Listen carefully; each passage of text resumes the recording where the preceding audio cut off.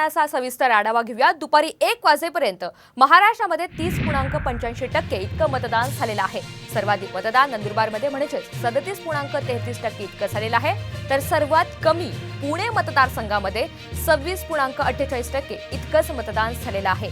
तिकडे जळगावमध्ये 31.70, जालन्यामध्ये 34.42, नंदुरबारमध्ये 37.33% इतका हा आकडा आहे। यानंतर शिरूरमध्ये जाऊयात, शिरूरमध्ये 26.62%, नगरमध्ये 29.45%, संभाजीनगरमध्ये 32.37%, बीडमध्ये 33.65%, तर मावळमध्ये 27.14% इतका मतदानाचा आकडा आहे। यानंतर पुण्याचा सविस्तर आढावा घेऊयात। पुण्यामध्ये 26.48%, रावेरमध्ये हाच आकडा 32.2% इतका आहे आणि शिर्डीमध्ये 30.49% इतकं मतदानाची नोंद सध्या करण्यात आलेली आहे। दरम्यान महाराष्ट्रामधील मतदारांनी तेलंगणामध्ये मतदान केल्याचं समोर आलेलं आहे। लोकसभेच्या चौथ्या टप्प्यासाठी तेलंगणातील आदिलाबादमध्ये आज मतदान होतंय।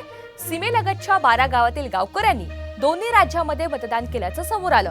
19 एप्रिल रोजी चंद्रपूर क्षेत्रासाठी मतदान करणाऱ्या मतदारांनी पुन्हा चौथ्या टप्प्यासाठी तेलंगणात मतदान केलंय। चंद्रपूर जिल्ह्यामधील जिवती या दुर्गम तालुक्यातील 12 गाव तेलंगणा सीमेला लागलेले आहेत।